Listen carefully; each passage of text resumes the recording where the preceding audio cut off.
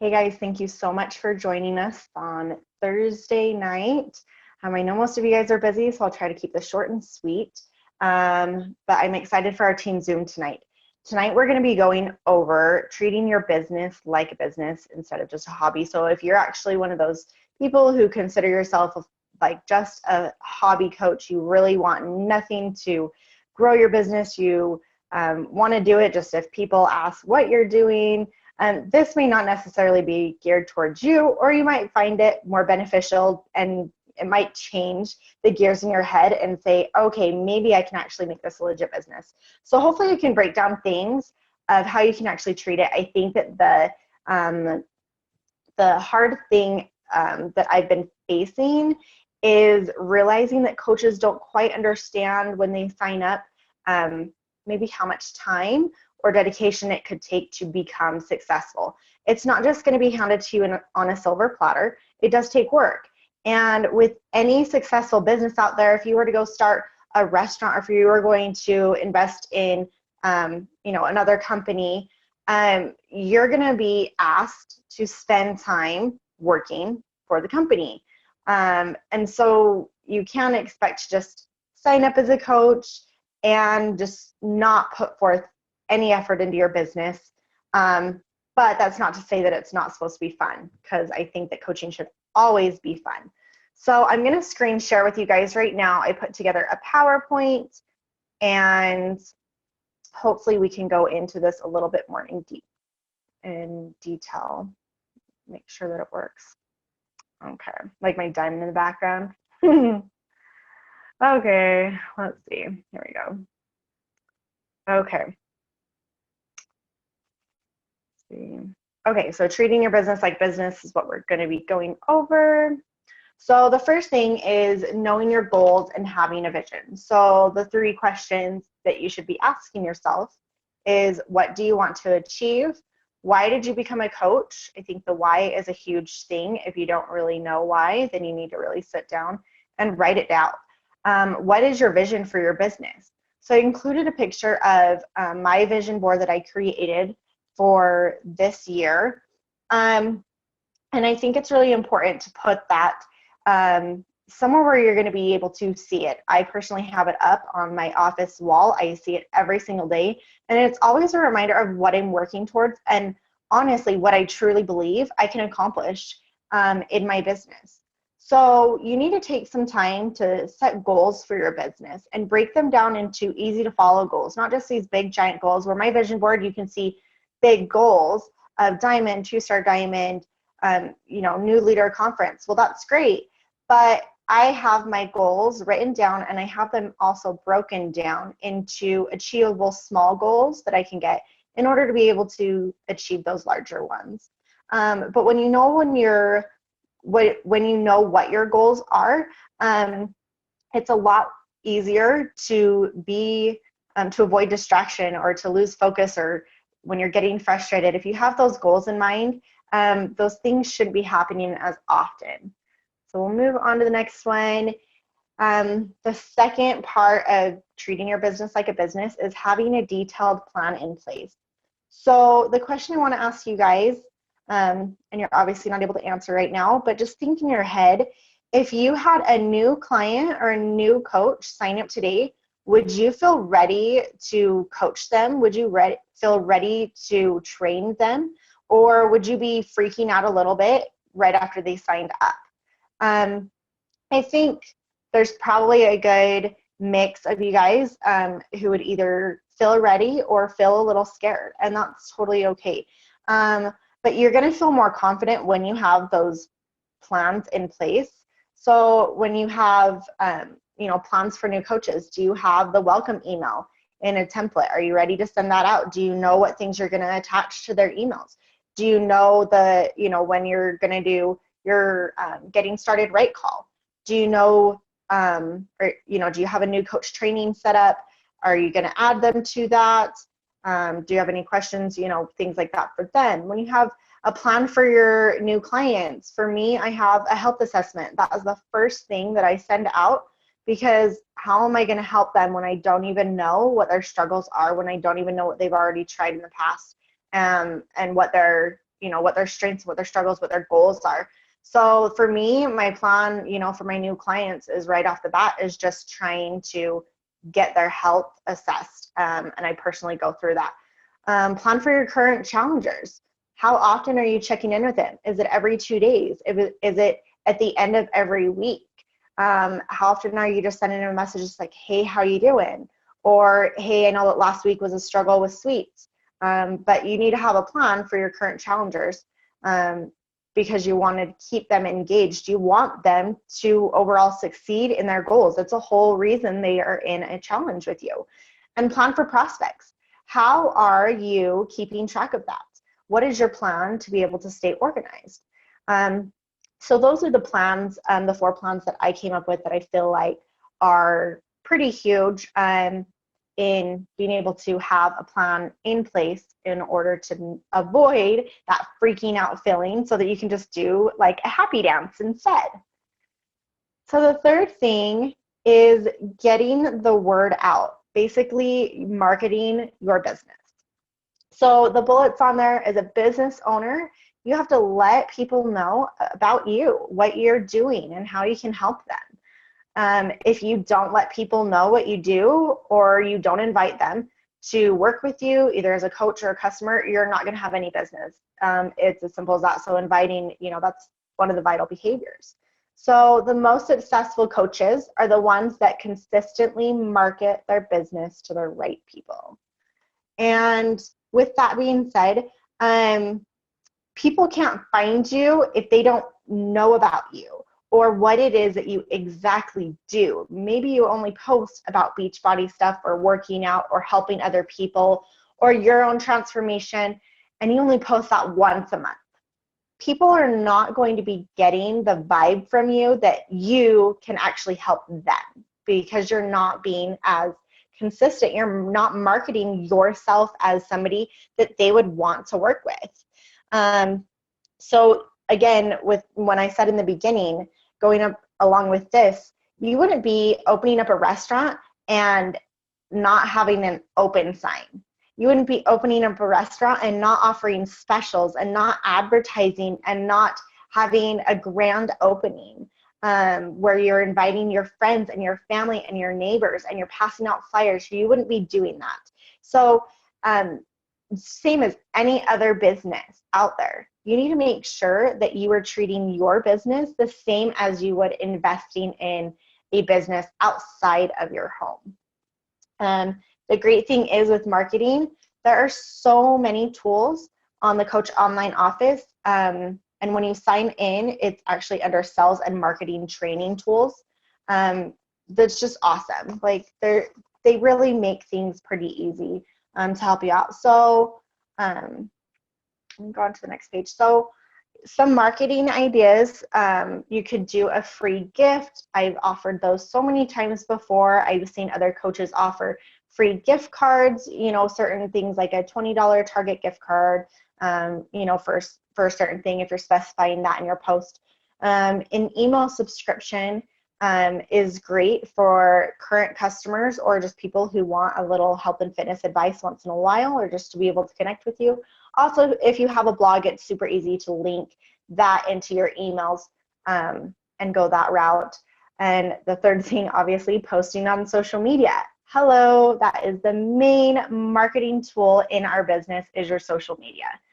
Get in front of people that you want to help. So this could be going to live workshops. I know that, for example, there's a few hospitals around me that once in a while they do like healthy or green smoothie night, and you go and you learn how to do green smoothies, or they have like health fairs that you go, and that's great. I think that's awesome. So it doesn't necessarily, or even just like a expo or convention, I'm not sure what other states do, but we have certain things like that around here. So getting in front of other people that you would want to help. Starting a YouTube channel where you're just making short 3 to 5 minute videos that you could post just either about your knowledge about health and fitness, post about your life, do some fun things like, hey, what would you want to see? Would you want to see me, make this healthy dessert recipe? or do a mug and a cup recipe, or, you know, simple things like that, just to get people's attention and drawn to your YouTube channel, where you can also link other stuff about your business. And so when you're doing things, they might, you know, anything that's non-business Beachbody coaching related, then they might be drawn to see another one of your videos, and, you know, that might be able to start up a conversation for you. Another thing is start your own Facebook group. And this can be as simple as just another health and fitness community, something different than your like page or your personal page, but something that you can continually either host challenge groups in, or just provide support, ongoing support for current customers, or even people who have just said, hey, I can't afford that right now. Great, I've got this Facebook group set up, and it has tons of meal plans in it and healthy recipes and ways to get you started on your health journey. Let's work in there first, you know? But with those being said, don't get overwhelmed. Just pick one or two of those strategies to focus on at a time. And then as you're getting, you know, those free gifts, you're thinking about what's worked or in the past, or what you're going to be doing, or even just if you struggle with posting on social media. I feel like that's the one thing that if you struggle with, put that at the top of your list of marketing strategies to focus your time on. So being consistent is the fourth one. Obviously, the 4 vital behaviors are the things that you need to be being consistent with the most. The first one is invite. And I've mentioned that before, but invite daily. And you're supposed to be inviting a minimum of 3 people each day to coaching or to your next challenge group. I think that should be and I did put and, but yeah, that should be each. You should be constantly connecting with people, and it shouldn't be just like a comment on their page. It should be a personal message where you can actually build a relationship and connect with them. Being a proof of the product. So you're obviously drinking your Shakeology and you're working out, but I think most importantly too, you're sharing that. You're sharing about your shake, whether it's a recipe that you made, or just how it makes you feel, or an ingredient highlight. You're sharing about your shake. Working out every day, you're sharing, maybe you can share a couple ab workouts that you can do, or maybe you're just sharing, you know, your sweaty selfie and that you just are accountable to yourself and you got it done. Great. The third thing is to do personal development. So you're going to strengthen and better yourself every single day by learning from the success of others. So I wholeheartedly agree with something that I just recently heard. It was a video, and so many top coaches have talked about personal development, and that they would not be where they are at in the company if that wasn't one of the vital behaviors. If it was just invite, be the proof, and recognize, they swear by personal development that is like the number one thing that has helped drive their business home. And I recently have started to work on that more. And I've noticed a huge change in feeling so much better about myself and feeling confident and happy. And it's just crazy when you actually take time to focus on yourself, because we're always so busy worrying about everyone else. So the fourth one is recognize. And I think this is huge. You should be always highlighting your fellow coaches, your personally sponsored coaches, your customers. You should be highlighting their success. Meaning, if one of your coaches advances, you should be posting about that. If one of your fellow coaches on our team advances, you should be going on their page and saying, awesome, congratulations, you got this. Or just like Anna posted her quarter force results, and everyone was on there saying, wow, you look amazing. They were giving so much support. And also with your customers, if they're sharing a transformation, I had one person last week and I was like, this is amazing. Can I share your results? I bet you 99% of the time people will be like, really? It's that good? You want to share it? Of course. Yeah, you can share it. That's great. And actually that can lead into making a customer a coach because of their success. And you can't find the support that we have anywhere else. You just can't.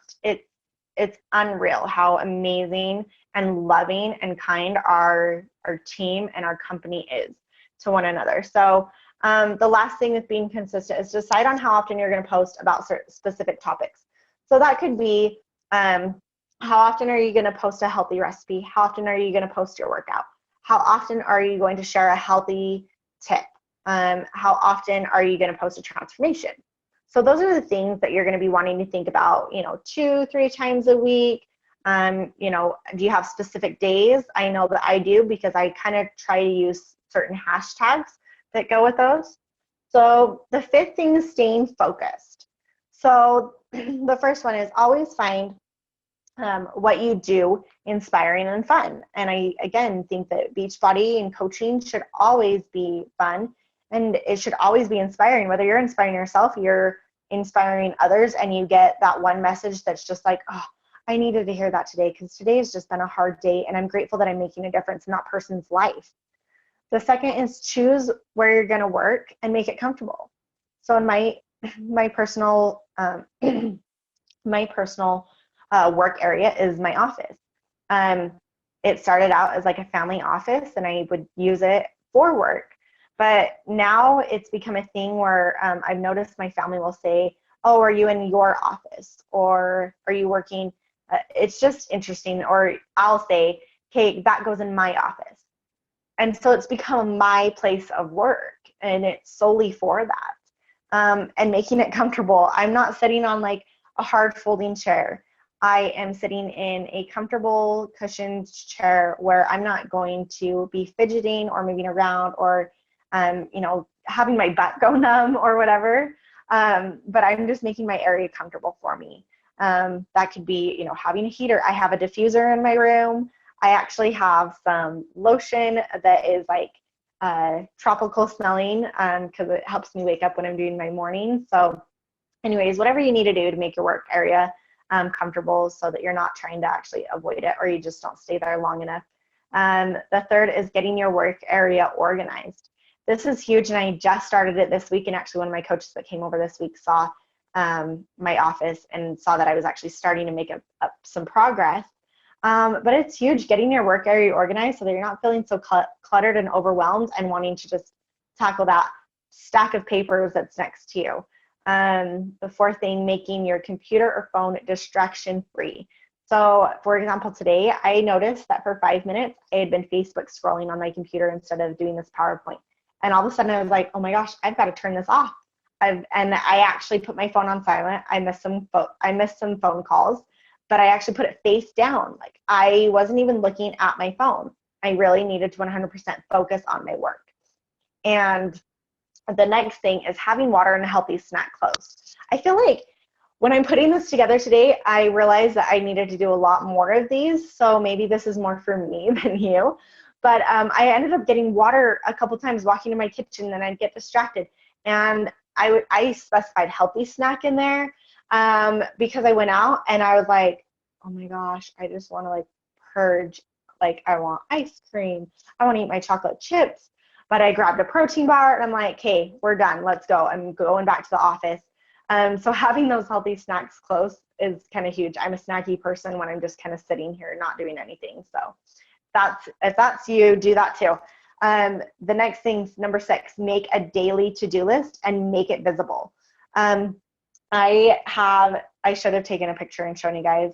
I have probably, I'm looking at it like 10, 11, maybe 12 sticky notes all over my computer, all over my desk, all over my wall, by my vision board.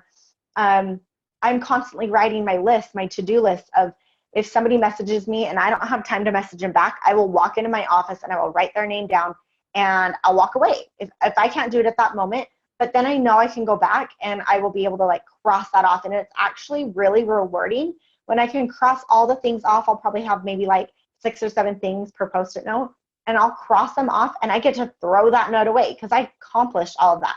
And that's really huge to do. But along with having a to-do list is prioritizing. So when you have, for me, mine's not exactly prioritized because they're just written down on sticky notes as the things come to me that I need to do. But I will look at my notes and decide which is the most important. If I have a challenge group coming up that I'm not prepared for, do I need to get that, finished first? Or was there somebody that I needed to message back like right away?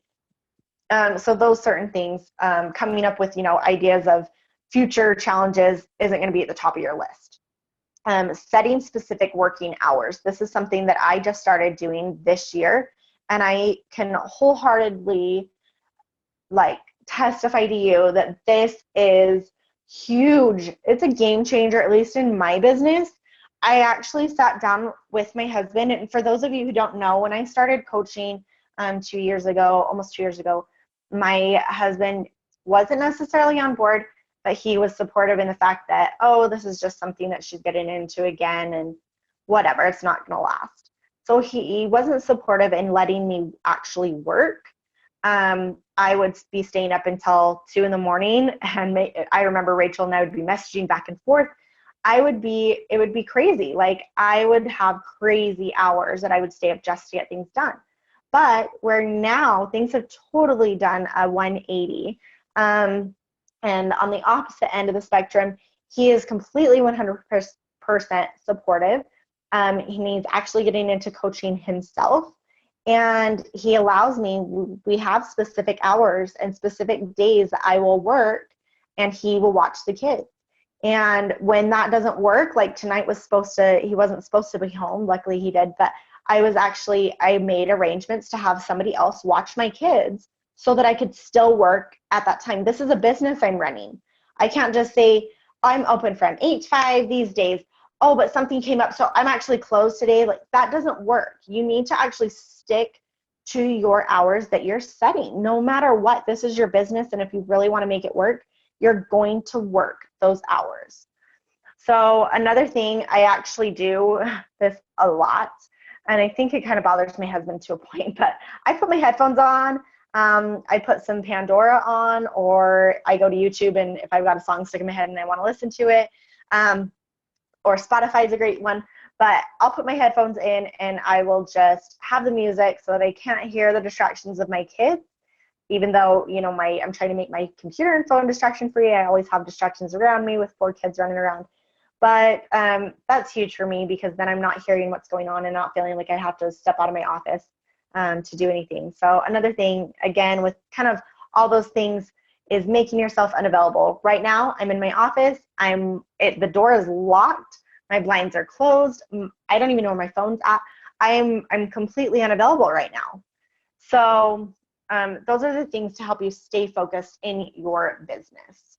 So the next thing is to set a budget and reinvest. And I feel like this is really like a lost diamond in the rough right now with most coaches who sign up.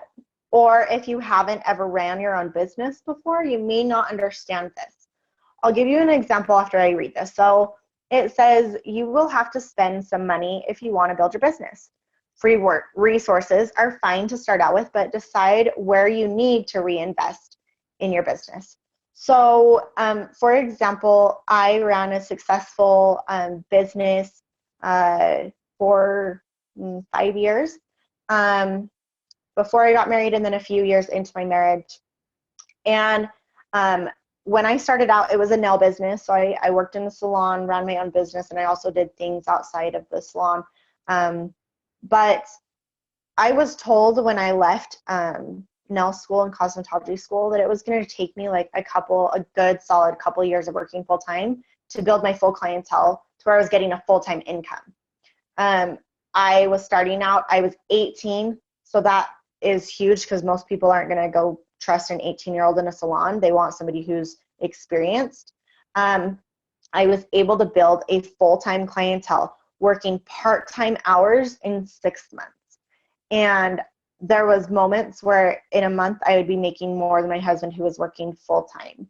And I say that just not to boast, but just to help you understand that this is huge. And I feel like I talk to my coaches a lot about this to help you understand that there may be times where you feel like you're not necessarily taking away a ton of income from your Beachbody, from your commissions.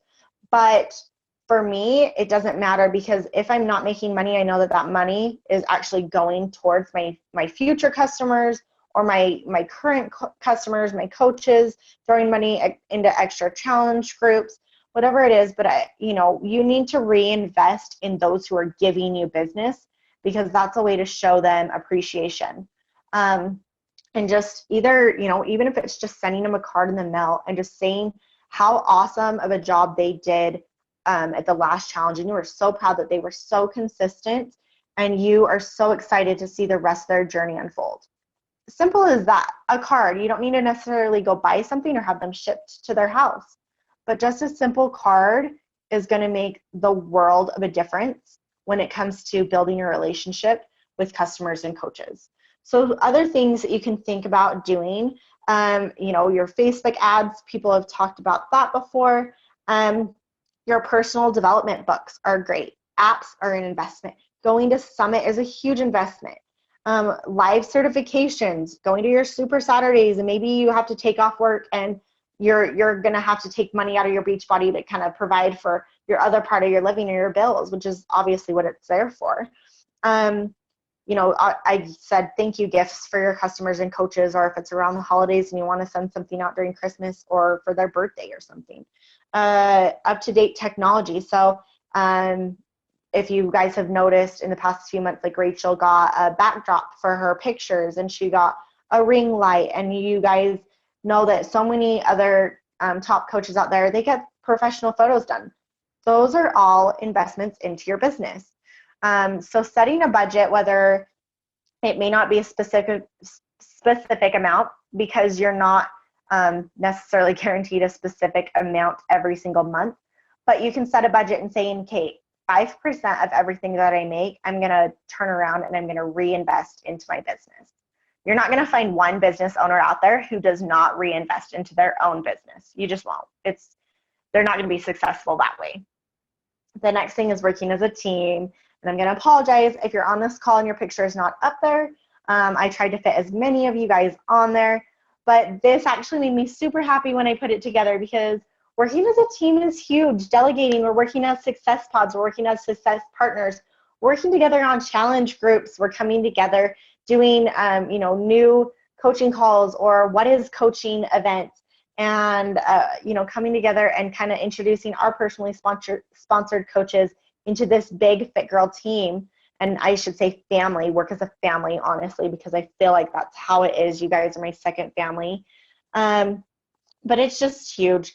We need to be, working together as a team on helping others. If we're coming up with a template for a certain challenge group, then share that with the team. We're not stealing from you. Put your own spin on whatever somebody shares with you. But we're just helping other people be successful. We all have different markets. We all have different audiences. But I think that a huge thing is just to give each other support. Just like tonight, Rachel, has been struggling with her kid, and I messaged her and was like, she mentioned that she was still going to do the team Zoom. It's like, what are you thinking? Like, don't worry about it. We've got it covered. We'll handle it. And that's what we do for each other. We step up, we give support, and we know that when each other is struggling, we all are struggling. If one person is having a hard time or is asking for prayers, we're all praying together. So I love our team, but we definitely need to work on delegating also when we're working in our, Success Pods partners, and delegating to our personally sponsored coaches so that they are feeling included. So they're actually getting firsthand knowledge and experience in how to run challenge groups right off the bat. Another thing that is not a person that can help you kind of delegate in a way, I guess, is using something like Buffer, where on Facebook you can actually schedule your posts ahead of time when you're running challenge groups, or scheduling your social media posts, or you can actually be it's just, Buffer is awesome. I think it's great. I think it's important when you're running challenge groups. If you're the person in charge of doing a motivational quote every day at a specific time, set up the Buffer. It's worth it. So to end and pull this kind of all together, instead of asking the question, can I build a successful business? You need to change it to, what can I do to build a successful business? So remember that success takes time. It's not going to happen overnight. Like I said in the very beginning, you're not going to start this business and automatically, you know, in the first year, you just have so much success that you're going to hit Millionaire Club. Like, that's just not going to happen. No one has hit that in a year. Maybe close. But I know Lindsay Matway was close, but not in a year. That doesn't mean to say that you're not going to have success and you're not going to hit the ground running. But you need to understand, again, that it's going to take time. It's going to take reinvesting in your business. It's going to take getting organized.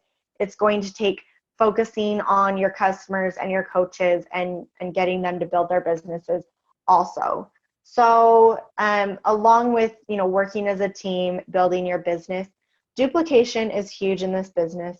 You need to be looking and connecting with other coaches that you feel like you connect with on a level, and get ideas and inspiration and support out of them, and find out how they're advertising for now hiring posts, and find out how they're advertising their challenge groups, or, you know, how their pictures are looking.